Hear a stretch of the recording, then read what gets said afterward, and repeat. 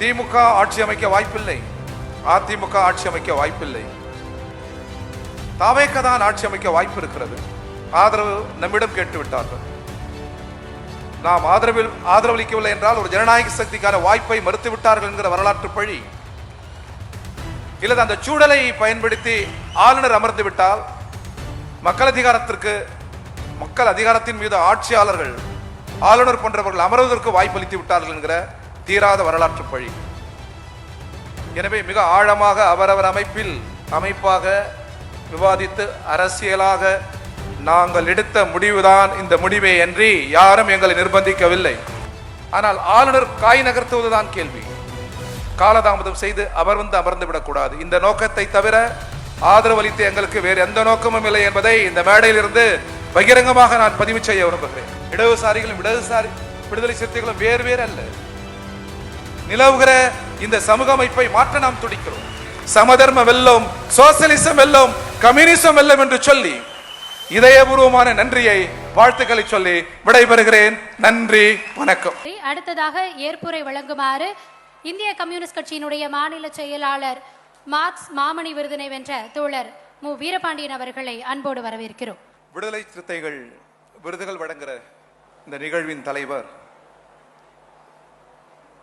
விடுதலை சிறுத்தைகளின் நிறுவன தலைவர், தமிழ் குரு நல்லுலகின் பேரன்பு தலைவர், நான் பெரிதும் மதிக்கிற தோழர் திருமா அவர்களே, விருதுகள் பெறுவதற்காக மேடையில் வீற்றிருக்கிற சான்றோர்களே, போராளிகளே, நல்லறிஞர்களே, அமைச்சர்களே, சட்டமன்ற நாடாளுமன்ற உறுப்பினர்களே, திரளாக திரண்டிருக்கிற தோழர்களே, தாய்மார்களே, சகோதரிகளே, உங்கள் அனைவருக்கும் இந்திய கம்யூனிஸ்ட் கட்சியின் தமிழ்நாடு மாநில குழுவின் சார்பில் முதலில் வணக்கத்தை நான் தெரிவித்துக் கொள்கிறேன். தோழர்களே, விருதுகள் மிக இயல்பு. ஆனால் சமூகம் மாற வேண்டும் என்று களமாடுகிற ஒரு பேர் இயக்கத்தின் சார்பில் கிடைக்கிற இந்த விருது என்பது உள்ளபடியே மிகுந்த மரியாதைக்குரிய விருது. அதை நான் இருகரம் குப்பி வணங்கி பெற்றுக்கொள்கிறேன். இது எனக்கு அளிக்கப்பட்ட விருது அல்ல, நான் இருக்கிற மேடைக்கு அளிக்கப்பட்ட விருது. நூற்றாண்டு காலம் இந்திய விடுதலை போரிலும் சமூக மாறுதல் போரிலும் வர்க்க போரிலும் களமாடி உயிர் சிந்தியவர்களின் மேடை கம்யூனிஸ்ட் பேரியக்கத்தின் மேடை. அந்த மேடையில் மிக சாதாரணமானவன் நான். அதற்குள்ள ஒரு தேடி பிடித்து என்னை கொண்டு வந்து இங்கே நிறுத்தி இந்த விருதை வழங்குவது என்பது உள்ளபடியே இதயத்தின் அடியாழத்திலிருந்து நான் தோழர் திருமா அவர்களுக்கும் இந்த பேர் இயக்கத்திற்கும் நன்றி சொல்ல கடமைப்பட்டிருக்கிறேன். இந்த நிகழ்வில் என்னுடன் கட்சி தோழர்கள் பலர் இங்கே பங்கேற்றிருக்கிறார். எனது துணைவியார், எனது மகனும் இங்கே வந்திருக்கிறார். விடுதலை சிறுத்தைகள் இவ்வாறு விருது வழங்குகிறது என்று நான் சொன்ன பொழுதே 9ஆம் வகுப்பு தான் படிக்கிறான் என் மகன். இன்றைய தலைமுறை எவ்வளவு அறிவில் சிறந்த தலைமுறை என்பதற்கு அவரை போன்ற மாணவர்கள் உதாரணம். நீ என்ன சாதித்து விட்டாய், உனக்கு விருது என்று என்னை கேட்டான். இங்கே அமர்ந்து நின்று கொண்டிருக்கிறான் அவன். எல்லாவற்றையும் ஆழமாக கண்ணுற்று நீ அடிக்கடி சொல்வாய், 10 ஆண்டுகள் சிறை தண்டனை அனுபவித்த கட்சி தலைவர்கள் பெயரை சொல்லுவாய், தூக்கு மேடைக்கு சென்று திரும்பிய தலைவர்களை சொல்லுவாய், லண்டனில், ஆக்ஸ்போர்டில், கேம்பிரிட்ஜில் படித்துவிட்டு இங்கே வந்து ஒரு எளிய வாழ்வு வாழ்ந்த தலைவரை பற்றி சொல்வாய். அந்த தலைவர்களுக்கெல்லாம் கிடைக்காத விருது உனக்கு கிடைப்பது நியாயமா என்று அவன் சென்ற பிறகு என்னை கேட்பான். நான் சொல்வேன், அந்த தோழர்கள் சிந்திய ரத்தத்தில், அவர் சிந்திய வேர்வையில் ஒரு துளி நான். எனவே அவர்கள் சாட்சியாக நான் அதை பெற்றுக் கொள்வேன் என்று சொல்வேன். நண்பர்களே, தோழர்களே, மிக சுருக்கமாக நான் பேச அனுமதிக்க வேண்டும். நான் தலைவரிடம் அனுமதி பெற்றுவிட்டேன். தமிழக அரசியல் சூழல் உங்களுக்கு தெரியும். அறிவில் சிறந்த தமிழ் சமூகம், அரசியல் இயக்கத்தில் இருக்கிறவர்களும் அறிவில் சிறந்தவர்கள், அனுபவம் மிக்கவர்கள். நிலவிய சூழல் நாம் யாரும் கணிக்கவில்லை. ஆனாலும் ஜனநாயகத்தை மதித்து நாம் சில முடிவுகளை எடுத்தோம். யாரும் எதிர்பாராத சூழலில் தாவேகா வெற்றி பெற்றது. ஆட்சி அமைக்க இடதுசாரிகளை அவர்கள் அணுகினார். சிபிஐ, சிபிஎம், விடுதலை சிறுத்தைகள் சேர்த்தே நான் சொல்கிறேன், நம்மை அவர்கள் அணுகிய பொழுது திமுக ஆட்சி அமைக்க வாய்ப்பில்லை, அதிமுக ஆட்சி அமைக்க வாய்ப்பில்லை, தாவேக தான் ஆட்சி அமைக்க வாய்ப்பு இருக்கிறது, ஆதரவு நம்மிடம் கேட்டு விட்டார்கள். நாம் ஆதரவளிக்கவில்லை என்றால் ஒரு ஜனநாயக சக்திக்கான வாய்ப்பை மறுத்து விட்டார்கள் என்கிற வரலாற்று பழி. இல்லது அந்த சூழலை பயன்படுத்தி ஆளுநர் அமர்ந்து விட்டால் மக்கள் அதிகாரத்தின் மீது ஆட்சியாளர்கள், ஆளுநர் போன்றவர்கள் அமர்வதற்கு வாய்ப்பளித்து விட்டார்கள் என்கிற தீராத வரலாற்று பழி. எனவே மிக ஆழமாக அவரவர் அமைப்பாக விவாதித்து அரசியலாக நாங்கள் எடுத்த முடிவுதான் இந்த முடிவை அன்றி யாரும் எங்களை நிர்பந்திக்கவில்லை. மக்கள் முன்மொழிந்திருக்கிறார்கள், அந்த முன்மொழிவை நாம் வழிமொழிந்திருக்கிறோம். பீப்பிள் மேண்டேட், அதை நாங்கள் மரியாதை செய்திருக்கிறோம், அவ்வளவுதான். இதற்கு ஏதாவது நிபந்தனை இருக்கிறதா? நீங்கள் சொல்வது போல் சோபா, கல்லாப்பட்டி, ஒருபோதும் விடுதலைக்கு போராடுகிறவர்கள் அருகில் அந்த சோபா பெட்டியும் வராது, கல்லா பெட்டியும் வராது, வந்ததாக வரலாறும் இல்லை. நண்பர்களை, தோழர்களை, முழுக்க முழுக்க அரசியலாக நாங்கள் முடிவெடுத்தோம். திமுக அண்ணா திமுக இணைவதில் என்ன பிரச்சனை என்கிறார். அது ஜனநாயக இயக்கங்கள், எப்பொழுது கொண்டாலும் இணையலாம், அது கேள்வி அல்ல. ஆனால் ஆளுநர் காய் நகர்த்துவதுதான் கேள்வி. காலதாமதம் செய்து அவர் அமர்ந்து விடக்கூடாது. இந்த நோக்கத்தை தவிர ஆதரவு அளித்து எங்களுக்கு வேறு எந்த நோக்கமும் இல்லை என்பதை இந்த மேடையில் இருந்து பகிரங்கமாக நான் பதிவு செய்ய விரும்புகிறேன். முழுக்க முழுக்க ஜனநாயகம் தான். எனவே நிபந்தனை இருக்கிறதா? இருக்கிறது. என்ன நிபந்தனை? செக்குலரிசம். உலகத்தில் வேற எந்த நாட்டிலும் இல்லாத பன்முகம் நிலவுகிறது. இந்த பன்முகத்தின் அடித்தளம் சார்பின்மை. டாக்டர் அம்பேத்கர் இருக்கிற அந்த மேதை, அவரை போன்ற மேதைகள் இருக்கிற அந்த திசை நோக்கி நான் இருகரம் குப்பி வணங்குவதற்கு கடமைப்பட்டிருக்கிறேன். உலகத்தில் வேற எந்த நாட்டிலும் பன்முகத்தின் அடித்தளமாக சார்பின்மை இல்லை. பல மொழி பேசுகிற நாட்டிற்கு எது மொழி? பல்வேறு இனங்களில் கூட்டிசேவாக இருக்கிற இந்தியாவிற்கு எது ஒரு தேசிய இனம்? இந்தியாவின் மதம் எது? சொல்ல முடியாது. காரணம் சார்பின்மை. அந்த பன்முகத்தின் அடித்தளமாக இருக்கிற மத சார்பின்மையை குறிவைக்கிற RSS, பிஜேபி, இவர்கள்தான் எங்கள் அரசியல் பகையே அன்றி இதர ஜனநாயக சக்திகள் எங்களுக்கு பகை இல்லை என்று பலமுறை நாங்கள் பிரகடனம் செய்துவிட்டோம். நண்பர்களே, இது பேராபத்தாக இருக்கிறது. ஒன்றிய அரசால் இன்றைக்கு நாடு சிதறக்கூடிய பேரபாயம் இந்த அபாயம்.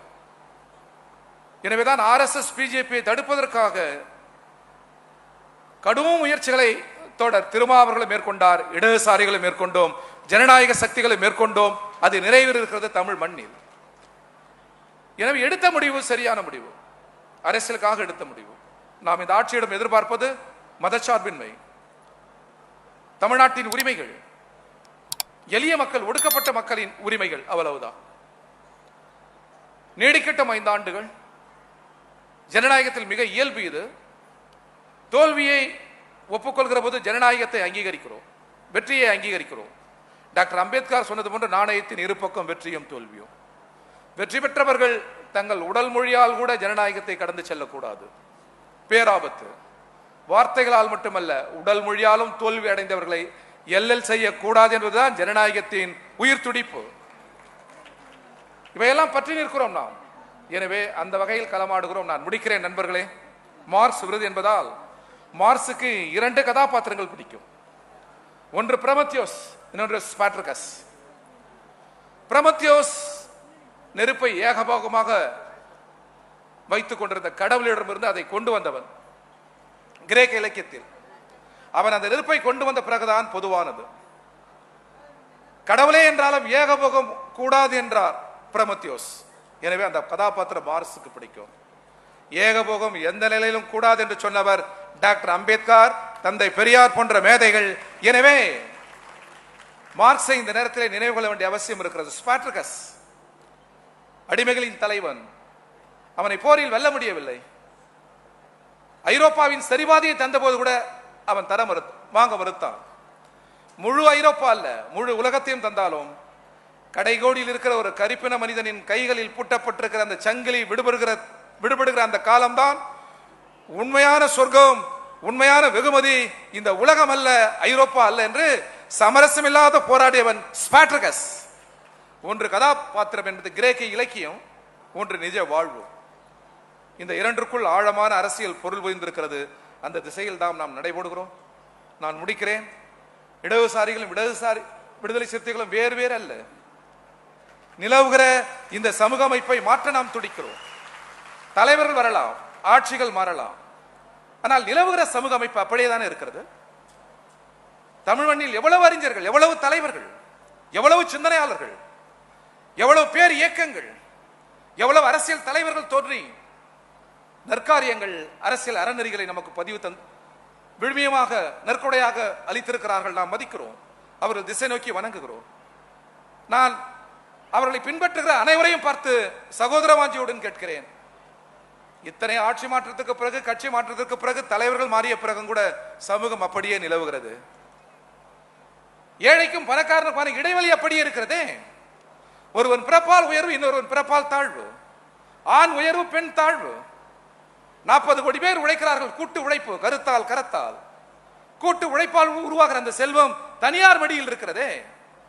இது என்ன பகுத்தறிவு? இது என்ன நாகரிகம்? இது என்ன சட்டமுறைமை? உலகத்தின் தலை சிறந்த நீதிமன்றம் இதை வேடிக்கை பார்க்கிறது. சட்டமன்றமும் நாடாளுமன்றமும் எளிதில் கடந்து போகிறது. என்றைக்காவது ஜாதி குறித்து சட்டமன்றமும் நாடாளுமன்றம் விவாதித்திருக்கிறதா?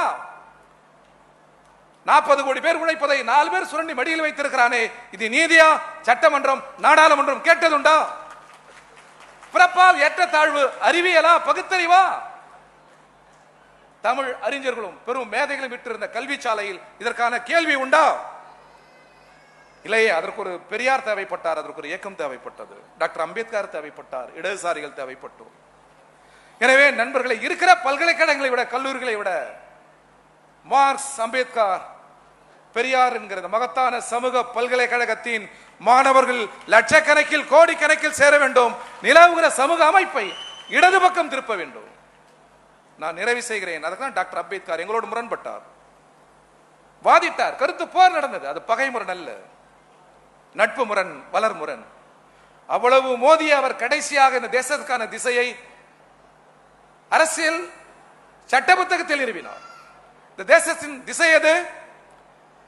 RSS, பிஜேபி அல்லது இந்தியாவில் இருக்கிற எந்த அரசியல் இயக்கத்தின் கொள்கைகள்? யாராலும் சொல்ல முடியாது. அந்த மேதை உலகம் முழுவதும் இருந்து கற்று சொந்த அனுபவத்தில் இருந்து மகத்தான இந்த தேசத்திற்கான திசையை நிறுவினார். அந்த திசை நிலவுகிற முதலாளித்துவம் அல்ல, சோசியலிசம் என்பதை டாக்டர் அம்பேத்கர் நிறுவி சென்றிருக்கிறார். அந்த சோசியலிசம் தான் லட்சியம். எனவே அந்த பாதையில் தான் விடுதலை சிறுத்தைகள் நடைபோட்டாக வேண்டும். கம்யூனிஸ்டுகள் நடைபோடுவோம், இதர ஜனநாயக சக்திகள் நடைபோடுவோம். இன்றில்லாவிட்டால் நாளை இந்த சமூகம் புரண்டு படுக்கும். நாம் புரட்டுவோம்.